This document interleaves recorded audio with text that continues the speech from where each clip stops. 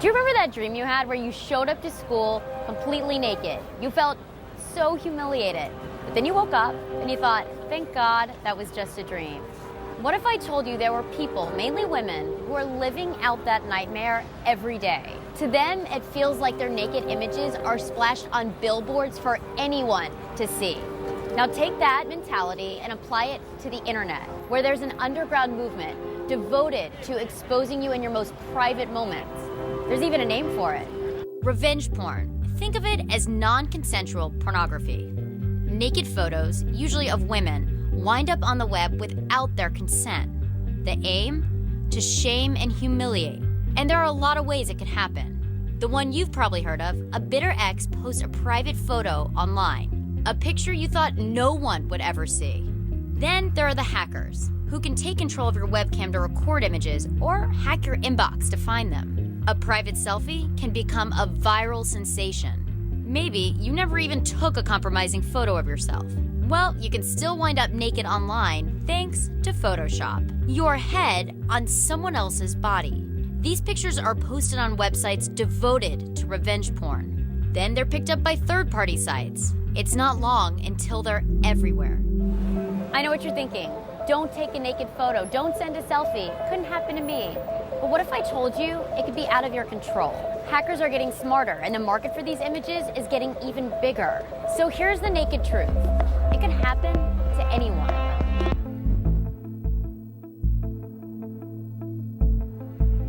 Well, seem like a sociopath, if I say it gave me a rush. It doesn't feel real. Law enforcement straight up told me, how do you want us to help you? How do you think that we can possibly help you? I really describe it similar to the feeling of getting raped.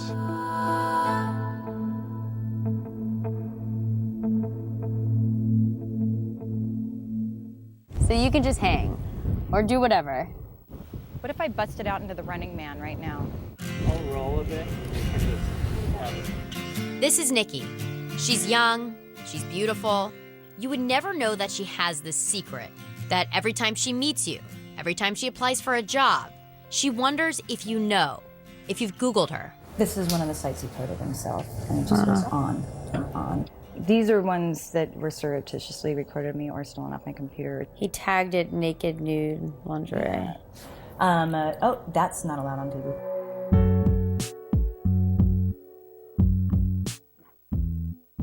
If I were to Google your name, what would come up? You would feel very close to me. You'd feel like maybe we had even slept together. You'd see me naked. It dates back to this guy she sarcastically calls Mr. Wonderful. You'll see why. I had some troubles doing some accounting homework. And he popped up and he said, hey, I just took accounting not too long ago and was pretty good at it. I could help you with some of the basics. And within 2.5 months of spending time with this gentleman, he had lost it. The strangest thing happened. Nikki started seeing red lights all around her room. One of them was coming from a pen holder. I don't know what made me unscrew it, because I'd never heard of a pen cam at that point in time, and I had never seen one, but something compelled me to unscrew it. And as soon as it opened up and there was a memory card in there, my world started spinning. You are looking at moments that you don't even think could be recorded. What goes through your head? I felt as if nowhere was private anymore. It never dawned on me that that would end up being put online with my personally identifiable information in a campaign against me. It didn't dawn on me that people did that. People do. And those images taken without consent were posted all over the web.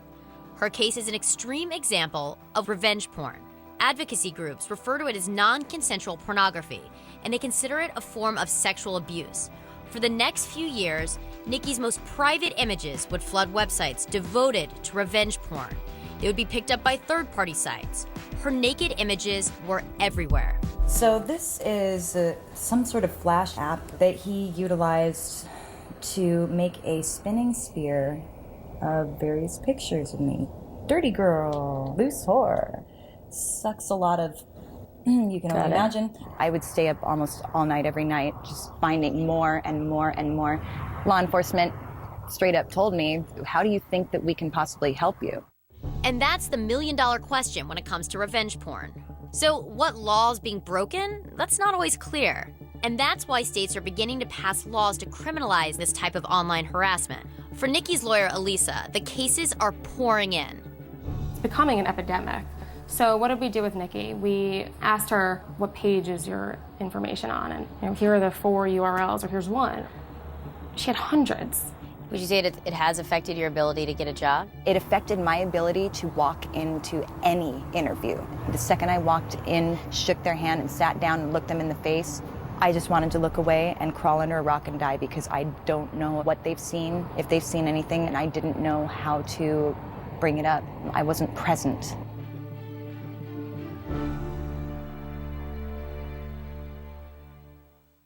Nikki isn't an outlier. Pull back the curtain, and all around the country, there are people dealing with this type of harassment. We went to Chicago to meet a woman who lives in fear of retaliation for telling her story. Pictures and videos she took with her now ex-husband ended up on dozens of revenge porn sites. A video recorded on her honeymoon, now a viral sensation. One of the videos, there were 1 million views. I felt so exposed, and I really describe it similar to the feeling of getting raped. Was law enforcement supportive of you? They basically told me that there was nothing I could do, and that next time, don't be identifiable. From him, I plan to launch the website. What do you think Mom and Dad will say when they see our little girl sucking and screaming? What's it like to have no control over what someone sees about you? Have you ever heard of shame or dignity? I lost those, and I didn't think I would ever figure out how to regain shame, dignity, respect for myself. If you could look at him right now, what would you say to him? Thank you. I would tell him thank you for absolutely forcing me to become the most amazing version of me that I never, ever would have expected or known existed or would exist. I love me for the first time in my entire existence. And it's because of the character building that I was forced to do because of this. But what if you didn't even know the person who got their hands on your naked photos? It's happened. 24 years old. She took a selfie. She didn't send it to anyone but herself. It was meant for no one, but somehow it ended up all over the web. My daughter's topless picture ended up on the most notorious revenge porn website. She had taken photos in the mirror with her cell phone. She sent them through her email, and she had no intention of ever showing that topless picture to anyone. Until a hacker named Charlie Evans broke into her inbox. He sold her photo to Hunter Moore, a man dubbed King of Revenge Porn. Moore built a career targeting women and posting their nudes on his site. Is anyone up? And when he needed more pictures, he hired Evans to hack into women's private accounts. The site became notorious, but those days would end when they took on Charlotte's daughter. When you got the call as a mom, how did you react? Just to see my daughter in tears over this, and I felt so helpless. I talked to 9 attorneys at the beginning. They did not have a clue about what to do. You kind of take this to a new level as a mother. I mean, you became this private investigator. I had a huge box, like a 12-inch box of information. I had found victims all over the country who had been hacked by the same hacker, and so I was able to give this information to the FBI. Here's some samples from his site. And so if you sent a letter saying, I think I'm going to kill myself, he would post the suicide letter on the site next to your nude pictures, and then the followers would encourage you to kill yourself. Taking on Hunter Moore means taking on his cult-like following. They go by #TheFamily. I've gotten death threats. I had a stalker at my house on 2 separate evenings. For weeks, I tried over and over again to get in touch with Charlie Evans, the man who hacked Charlotte Law's daughter and so many other women. I tried him one last time after leaving Charlotte's home. He answered, standing down the street from a woman whose life was turned upside down by hacking you did. When it comes down to it, just why? He offered me money. I was in a bad place. Said no for about 8 months. I got fired from my job for drinking. When you talk to some of these victims and you see that their lives are ruined and that they have no ability to get this kind of stuff down, I mean, do you regret it? I mean, what I did to them is horrible, and it also consumes my life. Like, I'm going to spend 2 to 3 years in federal prison. I'm okay with that. Would you say that you were addicted to hacking? Yeah, actually, my first rehab was for that. I know it kind of sounds like a cop-out, but, it was. What was it like the first time you hacked into a woman's Facebook or Twitter account or inbox? What went through your head? That's a loaded question, because I'll seem like a sociopath if I say it gave me a rush, but... So it seemed like a sociopath. At least it's honest. I mean, it doesn't feel real. When I'm in my room, lights off, door locked, drinking, I don't feel the consequences. Like, if I had to look at somebody in the face to do that, it'd be a different story. Dr. Gail Saltz is a clinical psychiatrist. She says it's that disconnect that breeds this new type of harassment. The fact that you can't see the person's facial expression, you can't see the reaction in the moment, really removes it from the kind of empathy and sensitivity that we are normally, as human beings, would have with each other. I did it for money. I mean, again, that makes me sound like a monster, but... How much money? Was the money that good? No, it's scary how quickly I would drop my morals for so little. How much those women were worth. I mean, it was like 500 a week, 1,000 a week, something like that.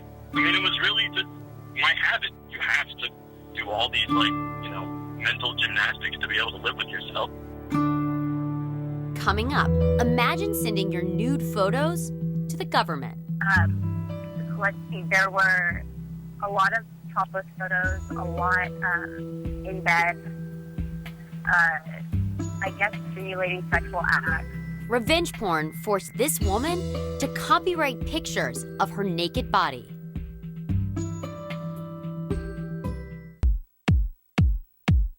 Picture this. You're in a long-term relationship.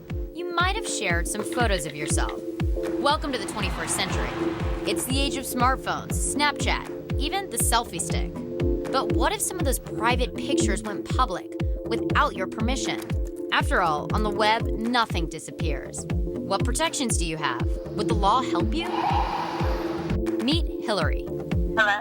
She's not going to show her face because, well, she was exposed in a lot of other ways. There were all sorts of photos. In the course of my relationship, it was long distance. I was continually asked to send photos, and, it was uncomfortable at first, but I figured there was love, so why not? To make a long story short, the relationship ended, and her ex posted those intimate photos all over the web.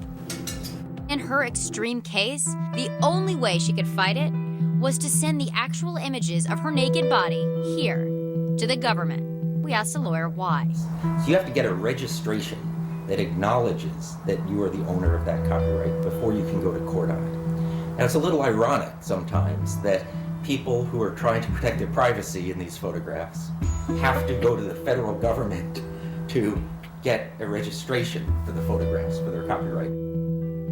Can you describe just like the nature of the picture that you had to upload? Let's see, there were a lot of topless photos, a lot in bed, I guess simulating sexual acts. Every body part you could think of multiple times.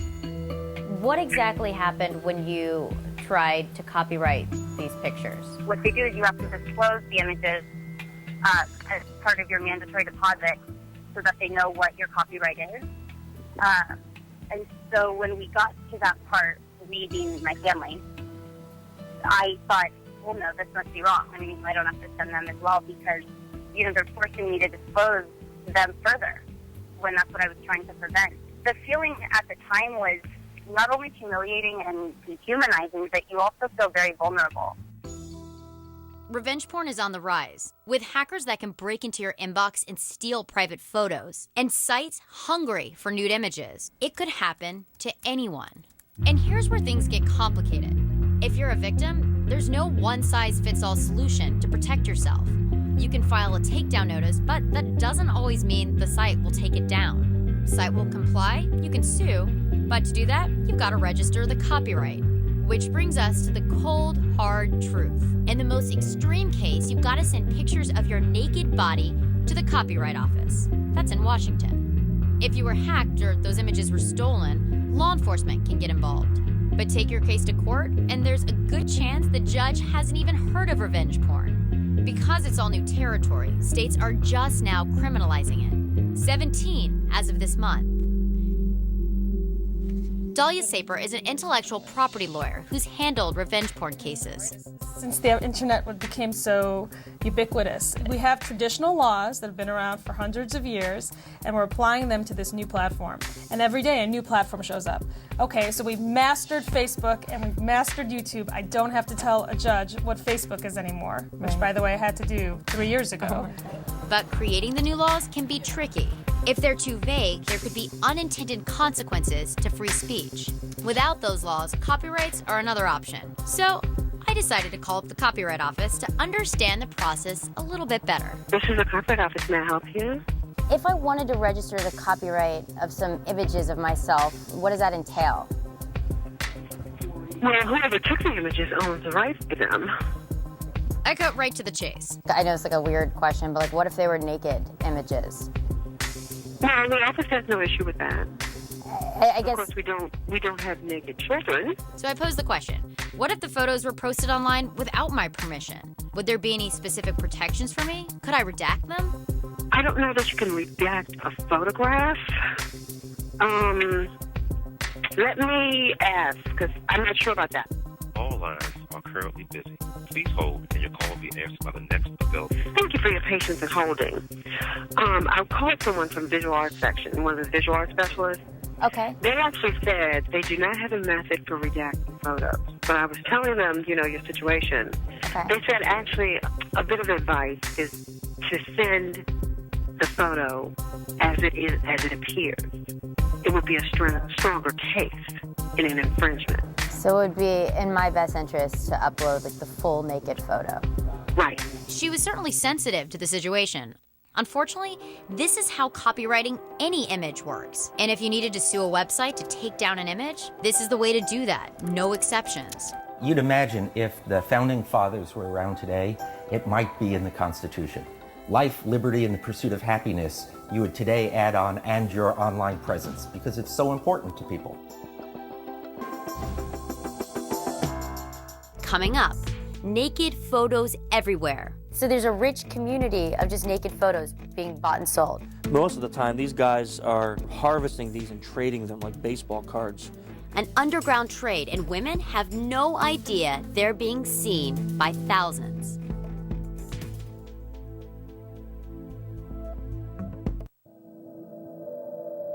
A young girl wearing glasses. She's nude and crying in front of her webcam. According to this site, only accessible through the dark web, she's been hacked and blackmailed into stripping for a live audience. So it says this white girl is blackmailed to take off her clothes on webcam. And then she refuses in the beginning, but after a while, she has no choice. You don't even want to imagine what they did, but they probably told her that they were going to tell her family or somehow embarrass her and humiliate her. So she made the choice to go ahead with their request. We don't know who she is or where she lives. She could be anywhere in the world, but her most private moments are now exposed. An underground community is emerging, one devoted to humiliating women. She's one of thousands exploited on this particular site. Their photos and videos available for sale or trade. Look at the name of this guy: abuses, humiliates passed out girls. Drunken girl date raped and left in a field. Yeah. Chris Hadnaggy is what they call a good hacker. He looks for vulnerabilities on the web, like this particular site, where women are being exploited. For a mere $55, you get this download link to get all of these videos. So there's a rich community of just naked photos being bought and sold. Most of the time, these guys are harvesting these and trading them like baseball cards. How vast is this? Unfortunately, what we have seen is an increase in the sites that offer these type of things. Yeah. So the idea is you don't even have to take a naked photo of yourself. You could still be a victim of revenge porn. You could. There's a Trojan that's out on the web. You can buy it for a few dollars, And if someone were to send you an email and you were to click on it, it would install on your computer. You would never know it's there, and it would give the hacker remote access to turn on and off your webcam at will. So this girl has no idea that people are looking back at her. Yeah. Dr. Gail Salt says this is a new frontier for an old perversion. This is like the next generation of the peeping Tom, right? It's voyeurism. It's wanting to look at somebody particularly who doesn't know you're looking. It's a dangerous community, and cracking down on it is difficult. The dark web was designed to be anonymous. One of the things that you can find very easily on the dark web is a site like this. So for about 200 euros, you can rent a hacker to do small jobs. If you read this, I'll do anything for money. If you want me to destroy someone's business or personal life, I'll do it. So what do you do about the dark web? I mean, if I were a parent and that were my daughter. There's not much you can do. A lot of times we see that men are the instigators of this. So it's teaching men respect. It's teaching your sons respect for women and what's acceptable and what's not. You've seen tonight how revenge porn can ruin lives. When private photos are made public, there is very little the law or technology can do to repair the damage. Revenge porn is part of a larger problem. Behind the computer screen, you can become desensitized. You can lose your sense of empathy, that human element. But that human element can stop revenge porn too. Digital communities, major tech companies are taking a stand against revenge porn. Twitter recently came out in front of it. Reddit was the first to say we are banning revenge porn from our site. The internet can be a scary place, but we are all a part of shaping it. And that's the naked truth. I'm Lori Siegel for CNN Money.